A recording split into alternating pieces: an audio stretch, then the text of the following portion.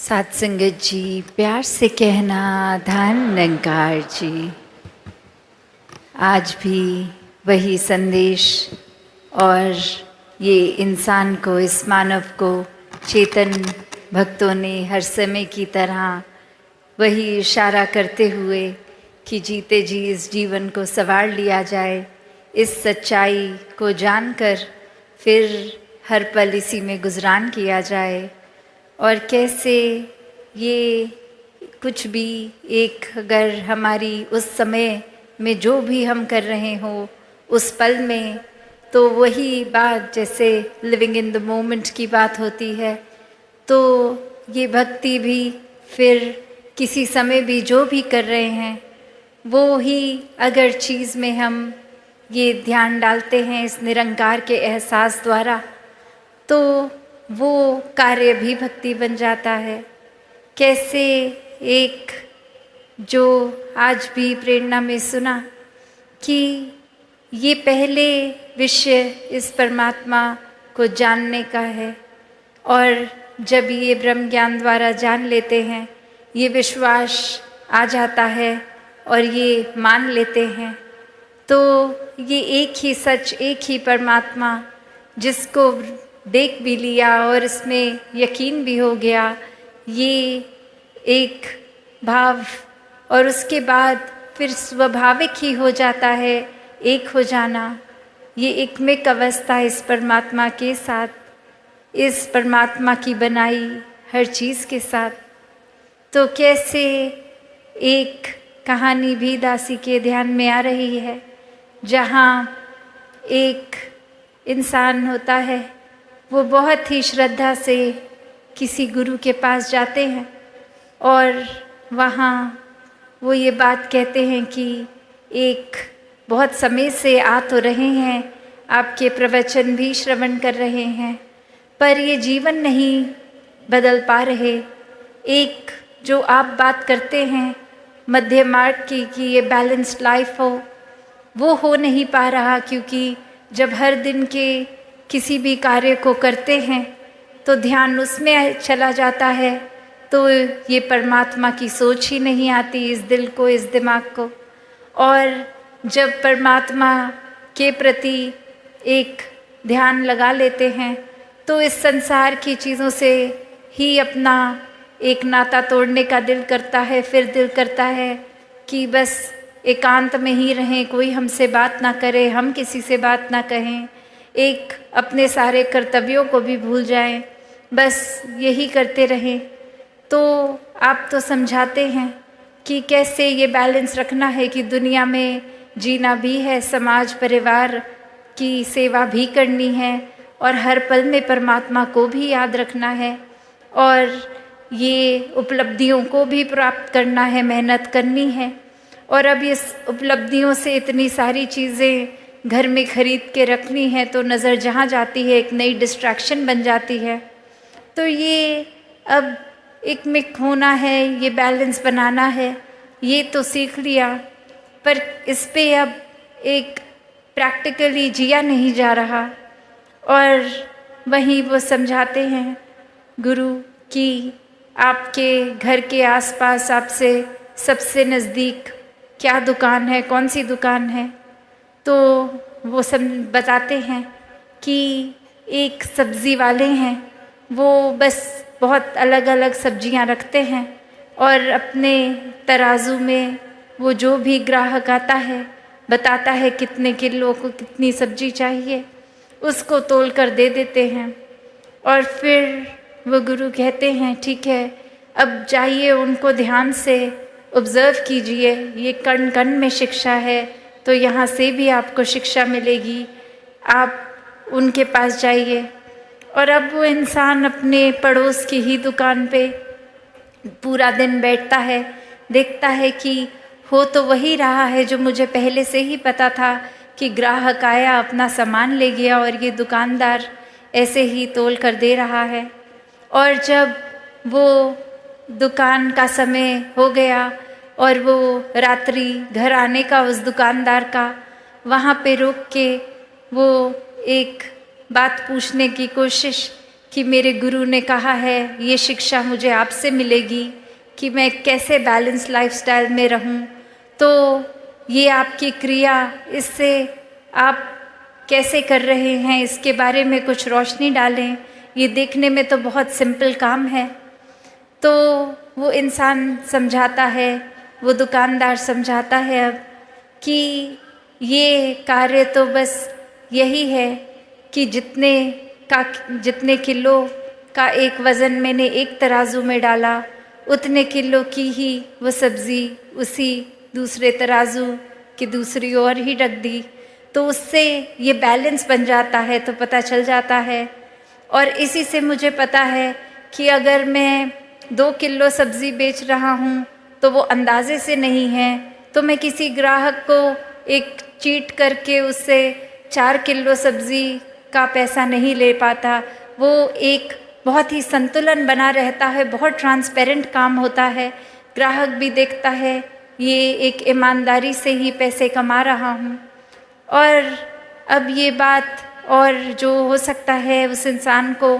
Subconsciously तो पता भी थी, पर ये गुरु ने भेजा था तो इतनी बारीकियों से अब समझ आया। और फिर वहीं उपस्थित होके वो अपनी बात यही रखते हैं कि अब ये प्रैक्टिकल लाइफ में ये तो देख लिया कि कैसे एक वो गुण भी अंदर आ गया कि ये धोखाधड़ी ये नहीं करनी है, और साथ ही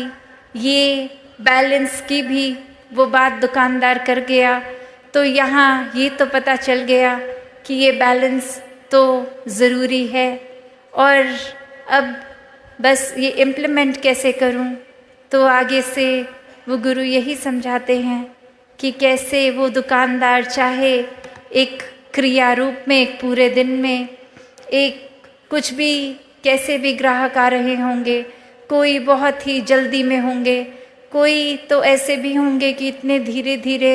एक बात कर रहे हैं, सोच रहे हैं सब्जी क्या लें, और उनके पीछे और क्यू लग रही होगी, एक लाइन लग रही होगी ग्राहकों की।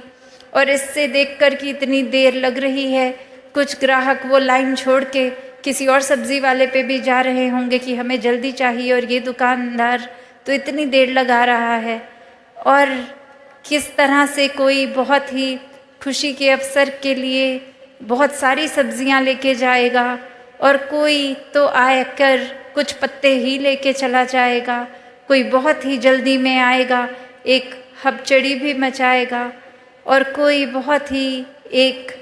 सहज भाव में आके आराम आराम से कर लेगा। तो वो दुकानदार ये सब देख रहा है, कितने रंग देख रहा है ग्राहक के भी, पर वो तो वही कार्य सहजता में करता जा रहा है कि जिसने अपनी रिक्वायरमेंट बोली उसको उतना उतना तोल कर देकर उससे पैसे ले लिए। तो बात वही कि ये एक अपने स्वभाव को अपने ग्राहक के स्वभाव जैसा पल पल में नहीं बदल रहा, ये बहुत ही स्थिर होने की निशानी।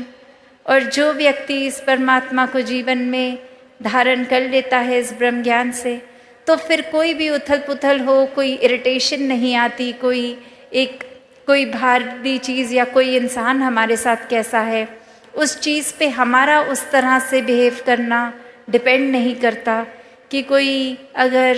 जल्दी में आया तो दुकानदार ने भी उतनी ही जल्दी से नहीं दिया, उसने अपना पूरा प्रोसेस को फॉलो किया,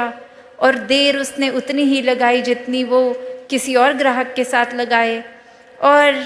वही बात संसार में रहने के लिए भी कि कैसे एक दुनिया में हम अगर आए हैं तो फिर एक ये जहाँ संसार भी है, और ये बचपन से एक स्कूल में भी बच्चे को क्यों डालते हैं, ताकि शिक्षा ले, कुछ सपने बनाए और सपनों को फिर साकार करे, एक अपने पैशन को फॉलो करे, और फिर ये पैशन फॉलो करते करते धन दौलत भी कमाए, और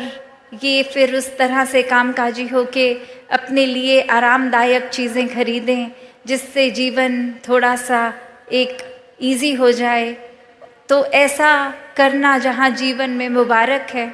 बस बात वही आ जाती है कि सिर्फ ध्यान यही करने में है, या ये करते करते पैरेलली हर पल में उतनी प्राथमिकता अपनी स्पिरिचुअल ग्रोथ को भी दे रहे हैं। और यही वो बैलेंस है, ये अपनी मायावी जीवन और ये आध्यात्मिक जीवन का, जहाँ पे वही बात आती है जो अभी मॉडल भी कुछ दिनों पहले इधर प्रदर्शनी में भी देखा कि ये ज्ञान और कर्म रूपी पंख, ये एक पंख अगर हो कि सिर्फ एक कार्य तो कर रहे हैं,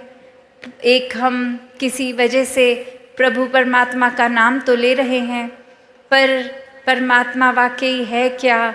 ये परमात्मा की प्राप्ति तो नहीं कर रहे हैं। और वहीं दूसरी ओर ये ब्रह्म ज्ञान रूप की पंख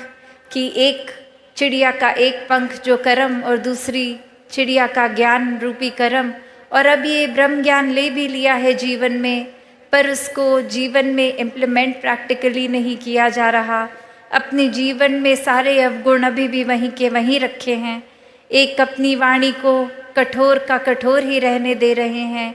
ये किसी से मधुर स्वभाव अपने अंदर नहीं ला रहे, किसी से प्यार से बात नहीं कर रहे। तो ब्रह्म ज्ञान जीवन में आने के बावजूद भी ये उड़ना कहाँ संभव होगा। वो फिर बात वही कि ऐसा पक्षी जिसके दो पंख हैं, एक ज्ञान का एक कर्म का, वो ही उड़ान भरेगा, क्योंकि ये कर्म भी हैं, ये जीवन में इम्प्लीमेंटेशन भी है, और ये ब्रह्म ज्ञान की विद्या, ये सबसे ऊंची दात, ये भी ये झोली आई है। तो यहाँ एक ये जो बैलेंस का उदाहरण इस कहानी में भी, तो कैसे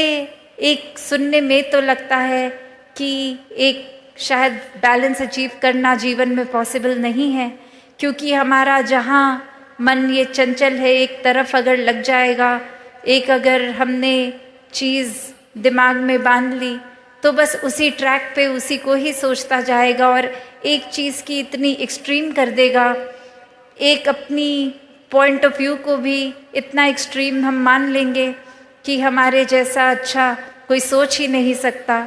एक हमारे जैसा अच्छा तो कुछ भी कोई नहीं कर सकता, कोई है ही नहीं इतना अच्छा। कहाँ हम फिर वो बैलेंस दूर दूर तक करते ही नहीं। और ये तो पता ही है, जब एक चीज़ की ही अति होती जाएगी तो फिर दूसरा एक बैलेंसिंग फैक्टर है ही नहीं। तो वो एक हाइट जहाँ तक कोई अगर ऊंचा जाता है, अगर कितनी भी पहाड़ की ऊंची चोटी पे चले जाएं, तो एक वो लास्ट फाइनल पॉइंट होगा, वो टिप होगी, उसके ऊपर तो और वो पहाड़ है ही नहीं। तो फिर अब बस एक नीचे की ओर ही जाना बाकी रह जाएगा। तो बात वही कि ये सेवा, सुमिरन, सत्संग, इस परमात्मा से जोड़कर ये बैलेंस बना कर रखने की बात। और वहीं ये भी एक समझाया गया, आज चाहे सुबह वो सेवा दल रैली के रूप की एक स्किट द्वारा ही एग्जाम्पल उन्होंने सेवा का ही लिया कि कैसे हम अगर सिर्फ सेवा की ही एक्सट्रीम करते जा रहे हैं कि एक सत्संग को प्रायोरिटी नहीं, एक बस ये सोच रहे हैं कि आज हमारी ड्यूटी है तो हम पहुंच जाएंगे सेवा पे, क्योंकि वो एक हमें काम दिया गया है तो वो कार्य निभाना है, और मन की खुराक के लिए ये सत्संग को भी प्रायोरिटी नहीं, तो वो सेवा भी बस कार्य ही बन जाएगी, क्योंकि वो भाव तो सत्संग से मिलते हैं। और ये मन में भी अगर सिमरन का घाटा है तो ये सेवा और सत्संग भी फिर वो एक हमारी ग्रोथ के लिए इनकम्प्लीट है। तो यहाँ ये तीन चीज़ों का बैलेंस है। उस तराजू में वो पंखों में तो चलो दो पंख की बात थी,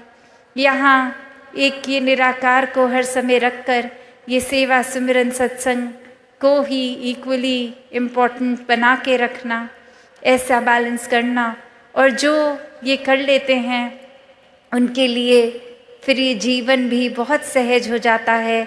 फिर कुछ एक्स्ट्रा एफर्ट नहीं लगता। हर दिन चाहे आज लगे कि ये सुबह से निकले इतने थके और आज तो घर पे कोई गेस्ट भी आने हैं, उनको भी एक अटेंड करना है, और फिर हमें किसी के घर डिनर पे उनके गेस्ट बन के जाना है, तो फिर ये पूरी दिन की एक्टिविटी इतनी ज़्यादा,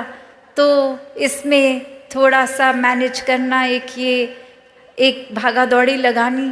ये कैसे समय पे सब कुछ होगा, ऑर्गेनाइज करना, ऐसे थॉट्स भी इतने सहज हो जाते हैं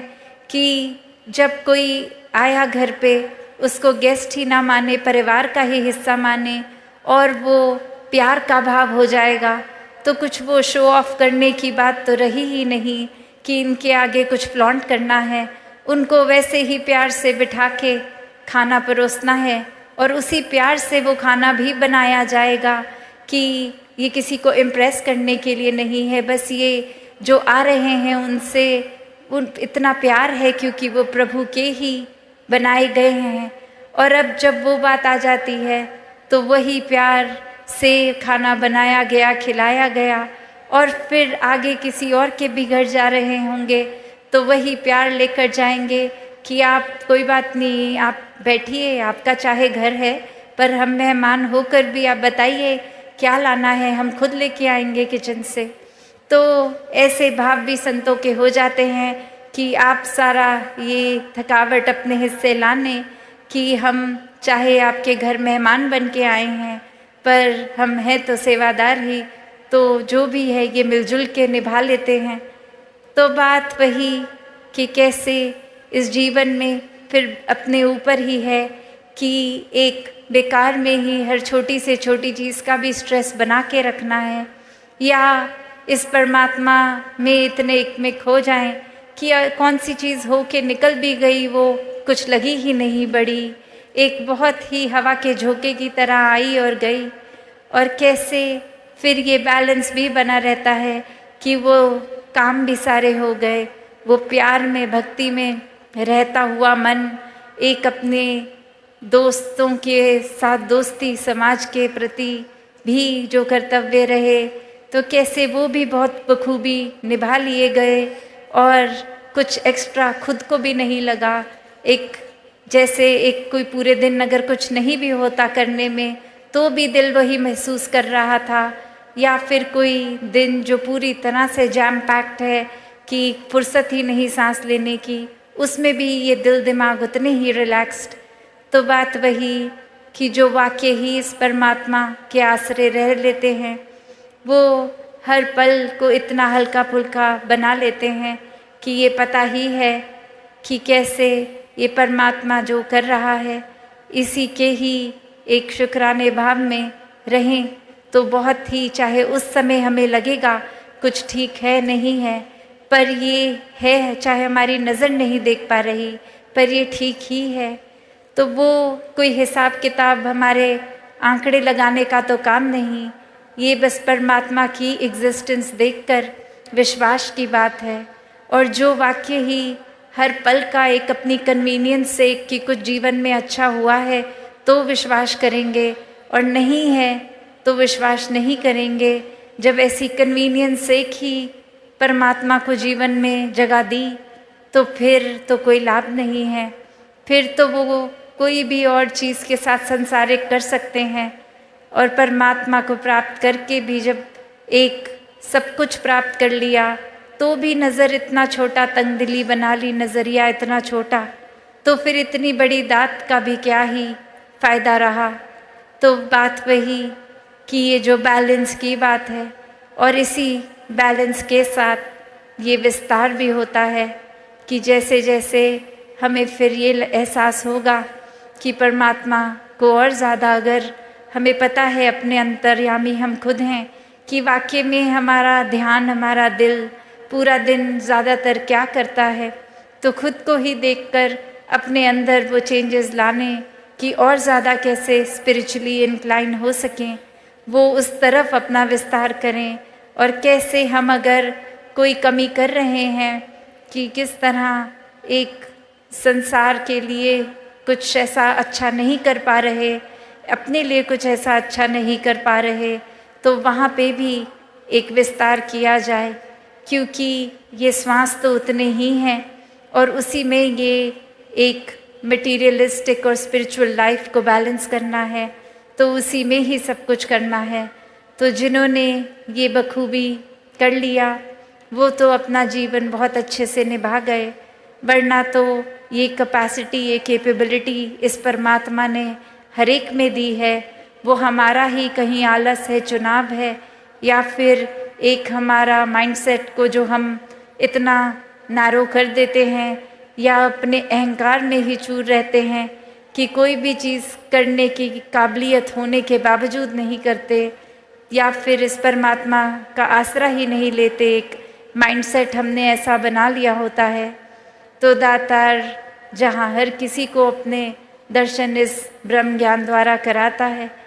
तो अगर हमने ही यहाँ जैसे अभी प्रवचनों में भी सुना कि अगर आँख हमारी बंद है तो हम वो देख ही नहीं पाएंगे जो है, तो बात वही कि ये जीते जी अपने जीवन को भक्तों ने जहाँ खुद भी संवारा है, वहाँ हर एक को संवारने की प्रेरणा दी है। और वो किस तरह संवारा जाए वो भी बताया है कि सिर्फ एक ही तरीका है, परमात्मा से जुड़कर, उसको हर समय देखकर, एक जीवन में सच को स्थापित करके ही ये एक मार्ग वाकई ही एक सच्चाई का मार्ग जो है, इस पे चल पाएंगे, हर एक के बन जाएंगे, हर एक को अपना बना लेंगे। साथ संगत जी, धन निरंकार जी।